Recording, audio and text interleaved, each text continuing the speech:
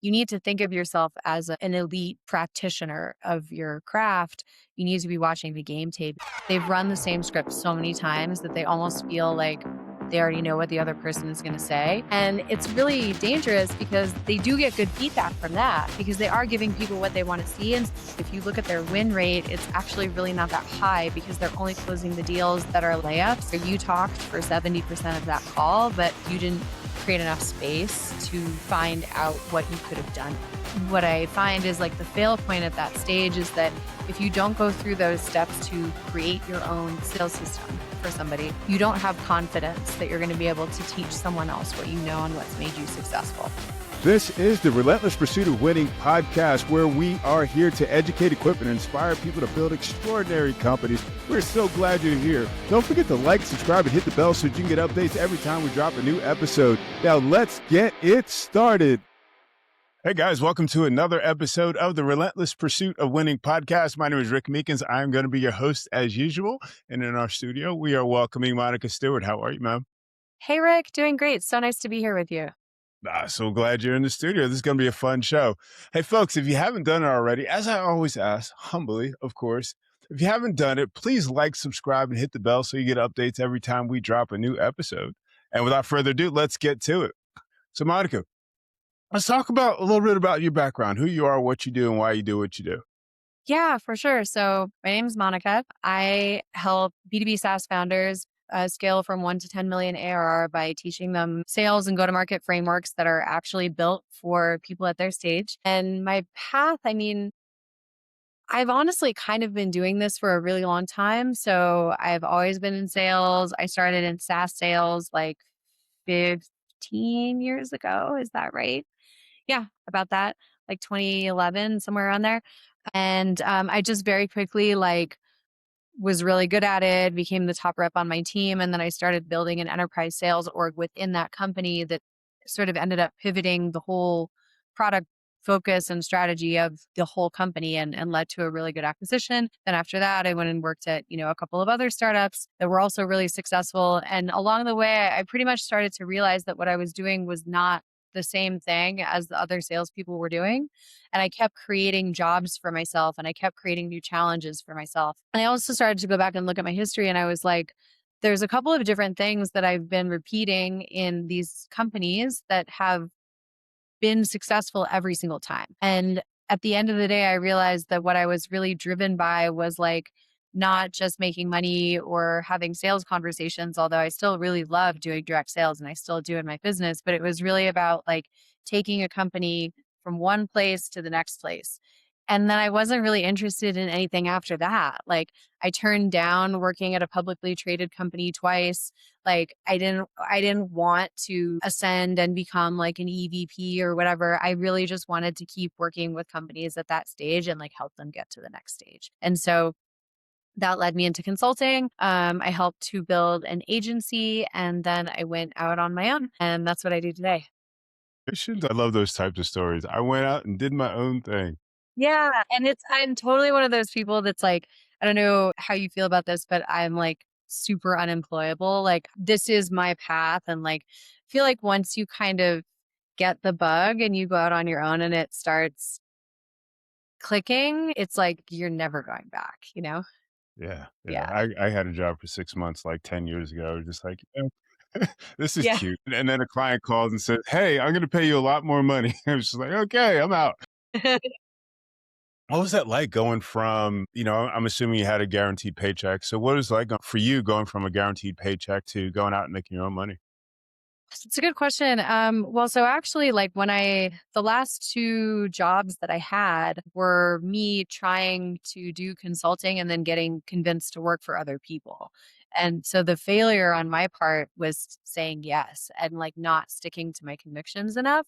And it was never really a matter of me not thinking that I could make it on my own or not thinking that I could make that money. It was just like, I think it felt really good to be chosen and have somebody be like, "Oh, we need you," which is like the same thing that I mean, it's the same thing when somebody hires you for consulting, but then I was like, drawn in by the possibility of that business. And I was like, I know that I can help this team and this is the way that they want me to work with them. And so that was like failure number one. I ended up being a VP of sales for that company for a year. And then I looked around one day and I was like, well, I've got, 15 people on my team across three different departments and we're hitting our numbers. And like, this is now become like just a, kind of coasting VP of sales job. And that's not what I'm here to do. So like, it's time for me to go. And so I helped like find a replacement. And then the second one, which was the agency, I mean, honestly, I really just wanted to learn from the founder and the CEO.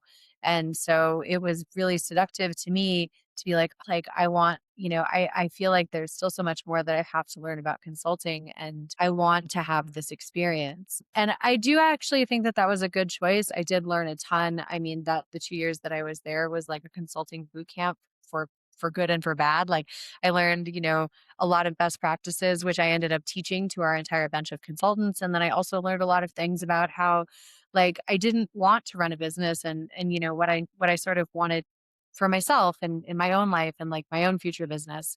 So it was a really good foundational experience. But then same thing, one day I woke up and I was like, this is turning into all of the things that I didn't want. I'm not able to spend as much time with our clients. I'm spending a lot of time on like internal meetings and like HR stuff and, you know, leadership planning, et cetera, et cetera. And this is starting to feel like a corporate job. And I think that like it's time for me to really make the move now. And I think that it also, it is a big thing to say I'm going to be 100% responsible for my own life now, for everything in my life, which that's what it means to be an entrepreneur. And so I think it's okay to have a couple of false starts before it's like learning how to ski. You're like, okay, I'm ready to go down the mountain now, and like give yourself the time until you feel that you're ready, but not too much time. Yeah, definitely, definitely, definitely. What was the most challenging thing? What was that thing that you didn't expect to happen that happened once you started your company? Oh, man. Actually, here's a good one. I didn't expect to feel really bad at sales. And yeah, I know, right? Because this is like my whole thing. That's the whole point. But I didn't know how different services sales is because all I had ever done was enterprise SaaS, mid-market enterprise SaaS, which is there's a very specific cadence and a format to that works, right? And I know how to do that really, really well.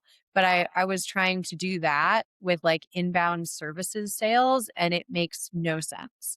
So I lost a lot of deals because of that. Apologies to anyone who's listening who had a discovery call with me like 3 years ago. I really didn't know what I was doing. And then I kind of figured it out. And I also work with coaches. I've worked with 2 coaches that I still work with them that have helped me like an immense amount, and I created a community of peers that are going through the same thing, and so, we trade notes and I can ask them about things. So that helped a lot, but that was certainly not something that I expected and was like a very humbling moment, was how uncomfortable it was gonna feel to learn a new type of sales and also to do sales for myself. Yeah, I can understand that. I can absolutely understand that. It's funny. I really resonated with when you were saying that you love what you do, as a sales consultant, but suddenly you're running a company. It's just like this isn't fun anymore. Oh, well, I just wanna work with my clients. I'm like I'm like, I'm like an artist. I'm like, I just wanna like, be in the field. Like I I don't wanna have employees. I don't wanna do payroll. I don't wanna do one-on-ones. I don't wanna be responsible for somebody's career. And I say that now, like, in the future, it might get to the point where like I will start to do those things. But yeah, my challenge has really been to figure out like how can I create a business that is the best business I can build without hiring anybody. And I mean, it's only getting easier and easier to do that. You said the best business you can build. Is that what does that mean to you? I love that thinking. Mm. I certainly put that type of energy into the work that I do. I find it to be important. I feel that if I don't do the best that I can, I don't feel I don't feel good about myself or about my work. I Yeah. mean, what does that mean to you? I mean, I think what it means to me is there's a couple of different pillars to it. So one is like what it means for me personally, and the other one is like what it means for my clients. And so what it means for me personally is, um, a business that like I want to work in every week and that feels like it energizes me and feeds me, not depletes me. And this was a really big challenge and was honestly one of the reasons that I resisted doing this for a long time is because I assumed I had a limiting belief that in order to like be successful, you pretty much had to just live on Zoom and also live on a plane or on an Amtrak and like just be like outputting energy all the time. And I did that for like many years and it super burned me out. And I was like, I don't want to live that kind of life anymore.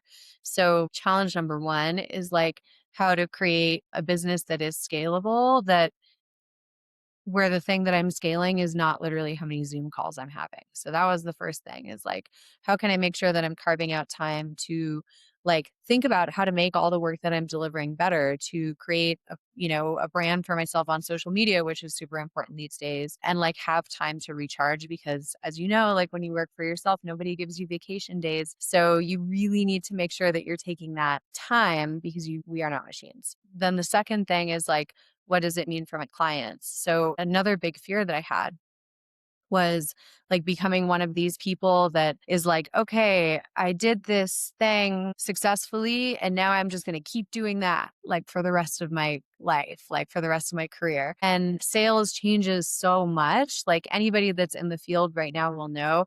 I mean, from week to week, we're like, we need to adjust our pitch. Like buyers are showing up with different expectations. People aren't responding to the same kind of outreach. I feel like, you know, I mean, I don't know. I guess if I knew more about product and engineering, maybe it's the same thing. But I just feel like sales has to evolve so much all the time because we're dealing with other people who are also a moving target. And so I never wanted to be somebody that's like, oh, well, this is the way that it worked for me 10 years ago. And so that's what I'm going to teach you guys too. And I was concerned about not having like the time or the space to learn new techniques and like think really critically about the way that I was delivering work. And also I wanted to make sure that like I just want to make sure that I deliver as much value as possible in every single interaction that I have. And so the two things actually go together because I think the way that I've structured my business now, it really does give me the time to like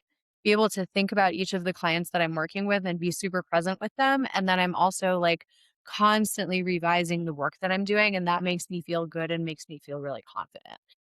Like as an example, in Q4, I like redid the framework that I teach for discovery calls. And it's like the same sort of framework for the call, but then like the way that you prepare for it is different because we have new tools available with AI. And like the way that I teach it and like deliver it to my clients is different because I'm like, okay, nobody is really working off of Google Docs anymore. So here's something that has like very distinct fields that you can port into your CRM and then you can create like a custom prompt from your conversational intelligence tool that like brings in the data that you need for deal scoring and et cetera, et cetera, et cetera. So that's super fun for me to be able to play with those kinds of things. And so I feel like if I have those two elements, then I'm building a good business where like I still have time to play and learn new things and be creative. And then I'm able to be super present with my clients. Lots of What'd great you say? questions. Like, what does it mean for you? I mean, it's similar. I always look at, and I look at it from the perspective of my current business. So we're doing, the media production, distribution, and promotion. And I look at it from the perspective that, my guests, are my customers. And I want to make sure that, you have a platform, your digital footprint represents what it wants to be. You get your message out to an audience that's interested in hearing what you want to hear, ensuring that all the guests have a similar direction in terms of creating content that is going to appeal to the same audience. And at the same time, it's the audience is my customer, Mm, because these are the people that are consuming information. I want to make sure that they are getting the information that they want in a format that is interesting. So we have guests that we have audience members that want short form content. So we create short form content. We have audience that want, the longer content. So we make all the information available, and that's important. And then the consistency of it, making sure that the content is available. Same thing goes for a client that comes to me and says, "Hey, Rick, I want you to run a podcast for us. Or we want you to run a show, or we want you to do a promo for us." It's the same thing. I'm looking at the entire everyone that's going to be involved, all the stakeholders, and saying, "Hey, how can we make this a great experience for them?" It's nice. it's incredibly important. Yeah, totally. It's very similar, right? It's like, and I feel like this is even more important now because I feel that like information, all kinds of information and knowledge is so commoditized because of, AI and like the access that people have across all of the LLMs and all of the tools. And it's like the differentiator, yes, is specialized knowledge and experience, but like the differentiator is really like the experience that somebody has with you, you know? And I think about that a lot because, like, there are a lot of people on LinkedIn that do kind of this. There's a lot of people on LinkedIn that do kind of the same thing that I do. Like, there's like, I don't even know how many, but there's definitely like tens of thousands of us. And I mean, honestly, like a lot of them are pretty good. Like, a lot of them are not good, but like, I'm not the only one that knows what they're talking about. So, why would someone choose to work with me? It's like staying close to how to meet them where they are and like giving them a good experience. Yeah. Well, you said before. I mean, that's the importance of having your digital footprint, having your social media out there, Yeah. and making yourself visible, and your brand, right? Your personal brand. It's Does so every salesperson need to have that? I mean, yeah, like if you really want to future proof yourself and your career, like 100%. And this is something that I talk to all the founders that I work with about. And like, I would say 20 to 30% of them really take me up on it. But the ones that do see so much lift and like, you cannot tell me that your audience is not on LinkedIn if you're selling B2B SaaS. They're there, right? And even if they're not there, even if they're not creating content and they're not like active, somebody that I worked with last year, they sell to a persona that is like super brick and mortar. Like they literally work with like large, heavy equipment, right? They're like in an office with like physical like files. So you're like, oh, those guys aren't on LinkedIn. They are on LinkedIn, but they kind of use it like Facebook. So like they're not posting anything and they're not like really even commenting or interacting, but they do follow people. And so it's like, okay, well, if you want to get in front of those people, who are the influencers that they follow? Like, and then how can you show up on those people's accounts? Like, is there like maybe they're probably following like the OEMs, like the manufacturers whose products they sell. There's probably some conferences, some industry associations. Like they're going and they're reading stuff. So find the stuff that they're reading and then you get involved on those pages and that's how they're going to find you. Like there's always a way. There's always, always, always a way. And like I see it over and over and over. Here's a really good example from B2C. So I have a friend who's really into skincare, like all the dermatology stuff and Botox and whatnot. I mean, we all are. She's also really into it. And she follows this particular dermatologist on YouTube. So my friend, who is literally a creative in New York City, like she's not like an Upper East Side mom or anything like that, made an appointment months in advance and saved up to pay the like consultation visit fee for this doctor, which is like half of her rent. And she went yesterday and she sent me a message about it afterwards. And she was like, that was so cool. She's so nice. Like her office is so pretty. Her staff, it seems so great. They seem so happy to be working there. It was like meeting a celebrity for her. And this woman is just, she's a dermatologist. Like, I'm sure she's really good at what she does, but there's a lot of other people who are also really good at what they do that have offices in Midtown or on the Upper East Side of New York City. But this woman has a freaking wait list of people who are like so excited for the opportunity to pay her thousands of dollars to do what she does. And why? Why does she have that? Just literally because she's on YouTube. So it's like, you don't even have to be special. Like, you just have to be out there. And I don't know why more people aren't taking advantage of this opportunity because it only gets harder every single day. Like, the best time to start was yesterday, and the next best time is now, literally. So, yes, I do think, I mean, salespeople for sure, but especially founders, anyone who's involved in selling anything, which is most of us, really. Yeah, yeah, 100%. What other kind of things are salespeople? We'll talk about salespeople first. What are they missing? What kind of mistakes are you seeing people making? Oof. Are we talking about sales reps or like founders that are selling or anything? Well, I'm sorry. I should have prefaced. You were talking earlier about how sales changes and it's changing Yeah. all the time. And so with that respect, things are, if we looked at things today where salespeople's, I guess, thinking or what they're following, where are they messing up? Where are they making mistakes? Where are they, kind of missing the mark? I'll break this down into kind of two mistakes. So one, and they're opposite, but they're both detrimental. So one of them is getting too comfortable. And I see this with like founding AEs, and I also see it with founders that are doing sales. And the thing that those two have in common is they usually don't get a lot of coaching and feedback. So they kind of just like find something that works for them, and then they just keep running. They just keep pushing that button over and over and over. And what it sounds like to an outsider, and what it sounds like to me when I come in and start working with them and I start listening to their calls is like they've run the same script so many times that they almost feel like they already know what the other person is going to say. And so they like interrupt them and like the person's like, "Yeah, so we're actually running." And they're like, "Yep. Yeah, so we hear that all the time. Da da da da da da da. Let me show you something." And it's really dangerous because they do get good feedback from that because they are giving people what they want to see. And so they're like, "Oh, that call went really well. Like they said it was exactly what they wanted." But what they're not getting is really like any data about what's actually going on with that person and what else they might have said that wouldn't be expected. And so over time, the knowledge of their ICP becomes very shallow. And yeah, they're still closing deals, but if you look at their win rate, it's actually really not that high because they're only closing the deals that are like, I hate to say it, but like kind of layups. And it's like, sure, you talked for 70% of that call, but it wasn't really anything that you said that made that person buy. Like that person was already going to buy because you didn't create enough space to find out what you could have done to convince them more. So that would be one side that I see people making mistakes is getting too comfortable, falling into a rut and just like, yep, like churning through the calls. And I get it. Like I've been there too. Like I've 100% put in my 10,000 hours of demos like in my career. But you need to think of yourself as an elite practitioner of your craft. You need to be watching the game tape and you need to be like forcing yourself to iterate. And then the second thing that I see is the opposite, where people have like no rigor, they have no plan, they have no strategy, and they're just like grabbing at like whatever sounds cool.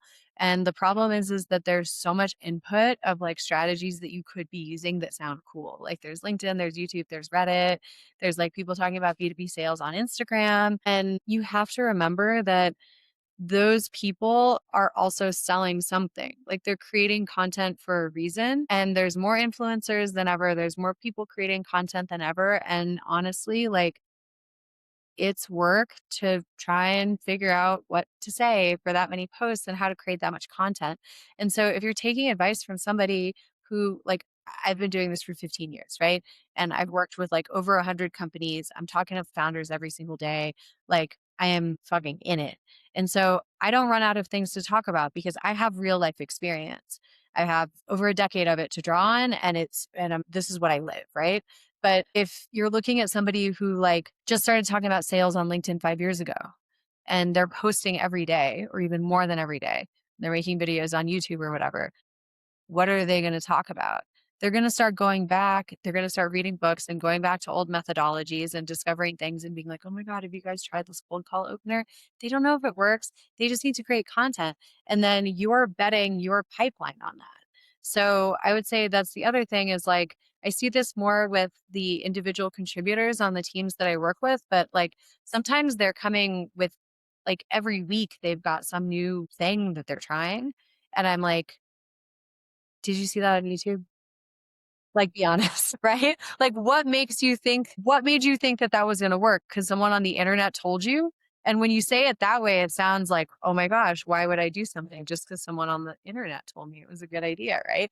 Like, you need to have more. People can say anything on the internet. You need to have more vetting than that. And a lot of these tactics, they come from sales methodologies like Spin or Sandler or Framemaker or what's the winning by design one? Or even some of the old school stuff like Zig Ziglar or Robert Cialdini. And like or Chris Voss. I still see Chris Voss stuff going around and like they're all good. Like I've read all those books. Like there's good stuff in there, especially Zig Ziglar, very underrated. But you can't just take it word for word and be like, oh, this is the thing, you know? It Yeah. doesn't work like that. It's funny. I mean, there's so many videos I've looked at and just been like, "That'll never work." It's never gonna work. It's literally never gonna work. Yes, I saw one. Oh my gosh, I saw one the other day. I should have screenshotted it where this guy was like, I just went to someone's website and then somebody called me right after that. This is absolutely cracked. Has anyone tried this? This is amazing. Like, cool. Like, go run that for like a month and then tell me where you end up. It's like he just discovered like buyer signals. Like he just discovered MQLs basically. It's like, That's what it love was. He it. discovered MQLs. Yeah. All right, let's switch gears real quick. I want to talk about the companies that you work with, Uh-huh. and how I mean, scaling from 1 to 10 million is a big deal. Yeah. I guess without oversimplifying it, talk to me in terms of stages. I know that I've always noticed that there are different mindsets and there's different operational needs and that sort of thing as you're scaling at different levels. Can you talk a little bit about that? Yeah, definitely. And thanks for calling that out because it is a big step and it's not just one step. There's like multiple steps. So what I've seen and this is from, observing and gathering data on this for many years now. There's like first stage is like 1 to 3 million and this is where you really should still be in founder sales mode. Like you just cracked product market fit. And I'm talking about like, pretty traditional sales led mid market to enterprise motion. I do have a lot of companies that I work with that are PLG and sales led hybrids. And for them, they're going to hit this stage at a higher revenue number, like usually around 5 to 6 million ARR is when their sales led motion gets to this level of maturity. So there is some nuance there. But generally like 1 to 3 million, you're like a team of one or two. You've got some traction, you've got some things that are working. The founder is usually like, get me out of sales already. Like I'm so tired of running all these sales calls and their pipeline is starting to pile up, which is great for them and is a really great problem to have. And so the friction that I see at that stage is that they have something that's working for them, but they don't know how to translate what's in their head to somebody else. They're like, I don't want to manage a salesperson. Like, how am I going to do this? And so it's really just about helping them translate what's been working for them, taking it out of their brain and then putting it into something that they can hire somebody to step into and actually have that person be successful. And what I find is like the fail point at that stage is that if you don't go through those steps on your own to create your own system, sales system for somebody, you don't have confidence that you're going to be able to teach someone else what you know and what's made you successful. And so to compensate for that lack of confidence, you kind of overhire somebody who overpromises you what they can accomplish for you and kind of come in and be like, super badass, like experienced salesperson. I'm going to take you guys to the next level. But the thing is like, that's not really their job. Like, you don't need someone really senior, you don't need a VP, you don't need a leader, like, you need someone that's gonna start to take the job that you're trying to work yourself out of, and at that stage, like, what you've been doing as a founder is not the job of a VP of sales, it's the job of, like, a frontline AE, and so that's usually the person that you need to hire, and I see really successful founders, often they'll bring in, like, a junior person first to help them with, like, pipeline generation and lead gen and maybe handle the first call. And then they take the later stages and then they manage the deal. And then they bring in somebody to manage the later stages. So it's like baby steps, like you're literally just delegating. And so what I help people with is to kind of create that system and that structure for those people to step into. And then stage two is like usually around 3 to 5 million. And again, there's, can be some fuzziness on the revenue numbers, but it's pretty much about that. And at that stage, what I find is that people have got couple of people on their team. They've hired like 2 to 3 people, usually frontline closers, maybe like some pipe gen people as well. And if they're working with me, it's because something is working for them, but like they know deep in their heart that they kind of got lucky and they can't like now double the team and expect to have the same results because they hired good people and those people are doing a good job and they're doing the job the way that they know how to do it, but they're not necessarily doing it the same way. So, like, if you've got 2, 3 reps and I listen to all of their calls, they're all running the calls differently.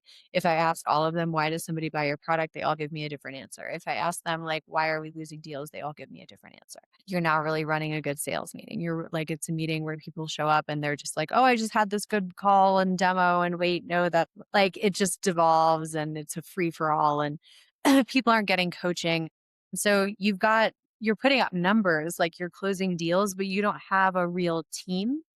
And if you want to get to the next step, which is 10 million, like that's scale, right? So there's product market fit, like just crossing that at 1 to 3 million. There's go to market fit. That's the 3 to 5 million stage where you're like, okay, this is what a good salesperson looks like for us. And like, this is the factory of creating revenue at this company. And then there's scaling, which is like 5 to 10 and then beyond that. And so at that middle stage, it's really about getting all of the raw talent that you have working like a real team and getting everybody rowing in the same direction so that you can then add more people to the team and they can all start performing consistently. And then the next stage, which is like 5 to 10, is like a little tuning up. But what I often find at that level is that we're starting to spend a lot more time on post sales. So like sales team is like kind of doing their thing, but then the next place where you're going to unlock a lot of revenue is by optimizing what's happening with those customers once you sign them. And then the other thing that needs to happen is maturing your leadership structure. Like, okay, cool. So now we know what salespeople should do here. Step one, now we have salespeople and they're all doing the thing pretty consistently. Step two, okay, great. Now you want to hire more salespeople and you're going to need to bring in like a leader to manage them because you're getting to the point where you've got like 5, 6, 7. It's like too many direct reports for you as the founder. So, like, do you have a real forecast? Like, or like do the comp plans make sense? Do you have a really good like coaching and like development structure in place for the team members that you have? Do you have something that a VP of sales could step into so that they don't have to reinvent everything from scratch and you're not giving them just a bunch of sales cats that are all like doing their own thing. The I think that the challenge that I run into with some founders is that one is the handing off, and you talked about that a little bit, Yeah. but two, actually becoming that founder, actually becoming that CEO that the company needs because they've been doing the sales, they've been out there in front. They start bringing people in, expect them to just come in and start doing their jobs. They don't necessarily have, the structure in place that you talked about, but those people are all looking to them for leadership. Yeah. How do you, how Yeah. do you help them evolve? I find that just like any of us in any area of our lives where we want to level up, there's always resistance when you're getting to that next level and there's always limiting beliefs. There's like a couple of different fail points. It's like they have like an anxious avoidant relationship with like their own burgeoning sales team where it's like goes back and forth between like micromanaging. I need to be in every deal. You're just like randomly showing up on discovery calls and demos, like, slacking your salesperson 10 minutes before. And you're like, I want to join this one. Why? So there's that part where they're like, I can't let go. And then there's like the other extreme where they're like, it's cool. I hired some salespeople. They're professional salespeople. They know what they're doing. They've done this before. They've got it. I'm just going to stay out of their way. And as I'm sure you can imagine, neither approach really is productive. And the worst is when you're kind of doing both of them randomly. And so what you want is you really just need a plan because that takes away all of the guesswork. And usually, like what I recommend is find somebody who has seen this process play out, not once, not twice, not 3 times, but like many times before. And then just ask them, like, what are the things that I should be looking for at this stage? Like, what are the things that I'm going to run into? Like, what should I be thinking about? I have calls like this with people multiple times a week. Like I had one with a guy yesterday who isn't quite at a million yet. And he was trying some tactics that weren't really appropriate for where he was at. And so we talked through it and I was like, here's what to look out with partnerships. Here's what to think about this. Here's what to think about in these areas. And he was like, thank you. That was really helpful. I'm already starting to implement some of these things. Like, you don't have to hire somebody. Like, you can, tap your network and go talk to people but really go find people who have actually done this before. Not somebody who was a sales leader once or twice and got lucky with an exit. Not your investors who have literally never been operators. Like not, go find someone who you feel is really qualified and you resonate with their experience and then just ask them. Like you'd be surprised how many people will be happy to have a call with you and like help you out along the way.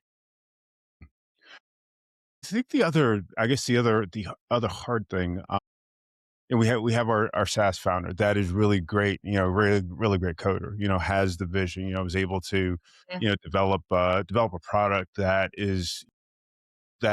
people are willing to buy. Let's say he builds the company based on his network. He's going out to LinkedIn. He's talking about his product every day, et cetera, et cetera. He's not a salesperson.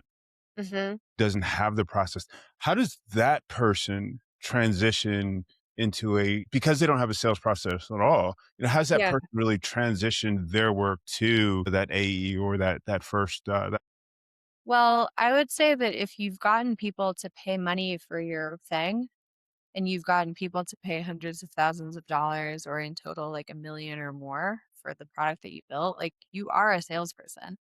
I work with technical founders all the time and also non-technical founders who've just never done SaaS sales before, right? Like people that come from consulting or finance or something like that. And, doing this type of sales is a really specific skill, but you can learn it. And all of these people are really smart. Like they read books, like they do some research, like they kind of do some trial and error. You have to do that in order to be able to have the level of success that you need to have to even think about hiring a salesperson. So like give yourself some credit. Like no one's expecting you to be like, Salesforce President's Club like rep of the year. But like you figured out pretty much how this works. And so what I would say is like just think about it like any other system. What are the decisions that you make? Like when you decide um if like when you're doing prospecting research, how do you decide who you're going to reach out to? Document it. It's so easy right now. You can just like literally talk to Claude and then have it put together an SOP for you. And then like, okay, what's the next step? When somebody responds, what do you say? How do you get them to get on the meeting? Just drop that all into a Notion template or whatever. Like just literally like I've only met like one founder in the last like 3 years that actually had done this, and it made it so easy to work with them, and, like, we were able to grow so quickly because it was like, "Okay, great, now I know exactly what you're doing, and now I know exactly where we need to focus and iterate." And it's like if you're recording all of your calls, which you should be, you can also use your conversational intelligence tool for this. Like I recommend that people use Sybil because it allows you to query across all of your calls. And so you can just be like, hey, for the last, like pull all my sales calls for the last 2 months. What are the things that I talked about in every single call? Like there's so much information that's available to you. So you can really like in terms of doing the brain dump, there's no reason to not do that. You can do that on your own. But then the thing that you would want to understand a little bit more about, ask somebody who's done it before is like, okay, well, this is what I'm doing now, but then like, how can I make this better? And like, how can I tune this process up so that anybody could run it? Because usually what founders discount is they discount how persuasive they are because they're so invested in it. Like it's their baby, it's their company. Like they really care about every single sale because this is what they've put their whole life into. No one else is going to have that level of magnetism and passion. And then the other thing is, of course, just like how authoritatively they can talk about the product and the problem that they solve. Anyone that you hire, it's going to take them like months to get to that level, if not longer. you talked about processes and you talked about tools, Mhm. but not every salesperson is, even with all the processes and tools in place, not every salesperson is going to be successful. What does it take to be an excellent salesperson? That's such a good question. I think that especially these days, like what it takes is a very, very, very deep level of curiosity, both about the people that you're selling to and about yourself. So, like, one of the things that's changed a lot in sales in like the last 10 years or even 5 years is that buyers are showing up with more information and actually more intent than they ever have, right? Like, they read your G2 crowd reviews, like asked Claude, like how you compare to all the different competitors in your space. And like they probably, they went in some private forums, et cetera, et cetera. Like they're moving further along the intent funnel before they talk to you. And so if you're just like running the same like really basic BANT focused discovery process, it's just no one's going to tell you, but they're just going to be like, well, that sucked. I'm going to try to avoid repeating that process and like try to not deal with that person. Um, how can you provide value in that situation? Well, you need to understand what's going on with them, and then you need to be able to like have a unique point of view and hypothesis about what you know about your solution matched with what you know about them, like why they should give you their attention at this point in time. And the only way that you can do that is by getting really, really, really good at discovery. And then also being really curious about yourself. So, like, why are you being successful or not successful? The best sellers that I work with are very, actually, a lot of them are introverts and they have very high level of emotional intelligence. And so they're constantly self-assessing, like, what did I do well in the last month or the last quarter? And where did I fall short, both from a, how did I actually show up in my sales conversations perspective? And then how disciplined am I behind the scenes? Like, am I really doing the outreach that I should be doing? Am I actually following up with people as quickly as I should? Like, how much am I continuing to learn about my industry, about my product? Like,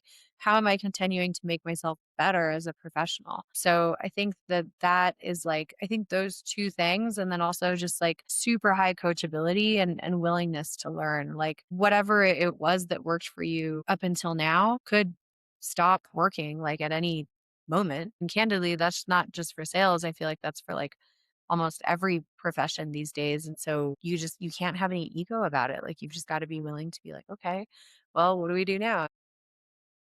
Yeah, it's amazing. I was just thinking about, really, I think we talked about hyper competition probably 10 years ago. Yeah. It's just elevated. It's just more competition. And as you said, our consumers have access to a lot more information. They're coming, educated. It's really interesting. I really, um, I'm just really curious about your take on how salespeople can really continue to be successful.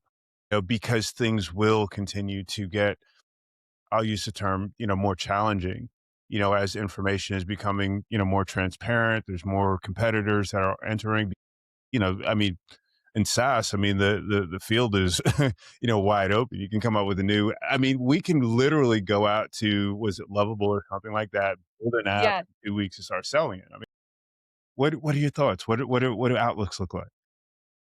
So I have some thoughts about that too, because a lot of the people that I see that are out there that are like, SaaS is dead. I just vibe coded like my own like blah blah blah app. I'm like, all right, cool. Like I'm really excited for you for that. And I am genuinely very excited for them for that. And like I'm doing the same thing, right? For myself. But for myself, like I don't harbor any delusions that like my little thing that I built in Claude Code anyone else wants to use it or like it makes sense to anybody else. Like it kind of reminds me of um like the way that Excel works. Like I don't know if you've ever like when you look at other people's Excel models and you're like, "What? Like why did you?"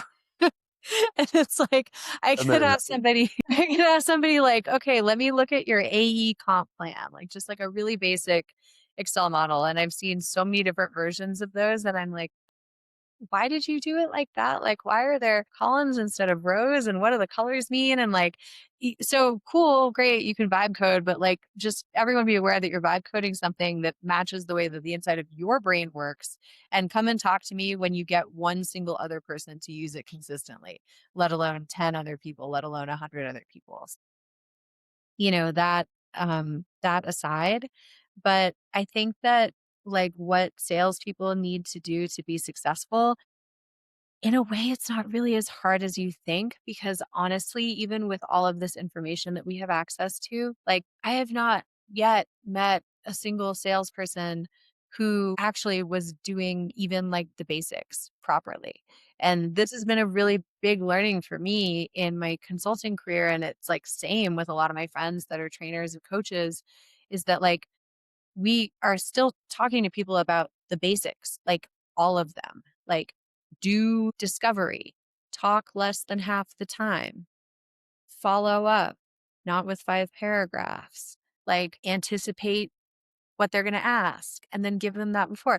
Like, it's like very, very, very basic stuff. And I think that this points to just the massive gulf that exists between what we're capable of as human beings in terms of the information that we have access to and the tools that we have access to, and then like the limitations of ourselves as like very flawed human beings. Like I work out with a personal trainer, and like sometimes the win is she's just like, great, you drank all your water this week. You know, like I have been active my whole life. I am like a grown person, and like I pay somebody sometimes just to tell me to remember to drink water or to like breathe out when it's like just really, really, really basic stuff. And just knowing it and doing it right sometimes doesn't mean that you're going to be able to do it right forever for the rest of your life and you've moved on. So I would say that like for salespeople listening to this, one, you're probably already doing a lot better than you think. And two, if you just really think about the basics, like talk less than half the time, focus on discovery, like make sure that you're describing things in their language, talk to more than one person in the account, follow up within 24 hours, you're already doing better than 70% of people. Yeah. Last question for you. Become my favorite question. So the name of the show is the Relentless Pursuit of Winning podcast. Everybody just decides what winning looks like for them. It could be drinking your water for the week. The hard part, as you alluded to, is that relentless pursuit. Yeah. What do you recommend? What do you suggest to someone to keep them on track, to keep them relentless in their pursuit of that win? That's a great question. I would say you have to be really honest with yourself. And one thing that's helped me to do that is to view myself as like I am the work of my life. And so I don't expect to finish that work until my life is over, right? Like I don't get down on myself for like not being good at something right away or something that was going really well. I go backwards with it because I'm just like, okay, we're on the ride. And like, this is where we're at on the ride right now. I don't expect to like accomplish or master like anything because I believe that like what we're here to do is to create ourselves and that work lasts for your entire lifetime. So when you start to think about it in that way where there's no time limit, there's no end point, it's a lot easier to be honest with yourself about where you're doing well, falling short, because there's no consequences for falling short. You expect to always be falling short in something because if you weren't, then there wouldn't be any work left to do, right? So that's the first thing. And then the second thing is like, take all the help that you can get, like all the help that you can get. Like, it's so interesting to me when people are like astrology or like, I don't need a life coach. Or like, I don't believe in this type of therapy or whatever it is. It's like, okay, like that's fine. Like, not everything has to resonate with you, but just take all the help that you can get, like learn about everything, like talk to everybody, try it all, like try a therapist, try a life coach, try weightlifting, try a business coach, like try like just try learn about numerology, see if it resonates with you. If it doesn't, that's fine, keep moving. But like, why would you not want to explore all of the tools that you can that people have created on this planet to help people, we're all trying to do the same thing. We're all trying to solve the same problem. We're all trying to answer the same question, right? And like, it's really hard as a human being to evolve and iterate and change. And that's why we need so much help. Like, I have 10 different books that all talk about the same thing. And I've read all of them because I needed to hear it at 10 different times in 10 different ways for it to like stick. Right. So yeah, I mean, I would say like just accept that like you're always going to be working and you're always going to be learning. And then just be open to like anything that can help you get there. And if it doesn't work for you, fine. But then at least you tried it and you know. You're your own work of art and ask for help. Yeah. Primo, primo. Thank you. Mike, if anybody wants to get in touch with you, hang out with you on LinkedIn or whatever, what's the best way to do that? Find me on LinkedIn. I'm on LinkedIn all the time. I'm just Monica Stewart on LinkedIn. I write about sales, startups, and scaling, and leadership and entrepreneurship as a spiritual journey every single day. So you can find me there. You can check out all my content. I have some other podcasts linked there. I'll have this one linked there as well. And if you ever want to chat, drop me a DM. Would love to hear from you guys. Wait, you said entrepreneurship as a spiritual journey. Are you kidding me? We have to do another show. We have to do another show and talk about that. Okay, we're going to book that one. Awesome. Monica, thank you so much for being on the show. This has been quite enjoyable for me and educational. I appreciate it. Thank you. This has been so much fun. Really, really a pleasure chatting with you. Thank you so much. And folks, thank you so much for watching or listening to another episode of the Relentless Pursuit of Winning podcast. We'll catch you next time.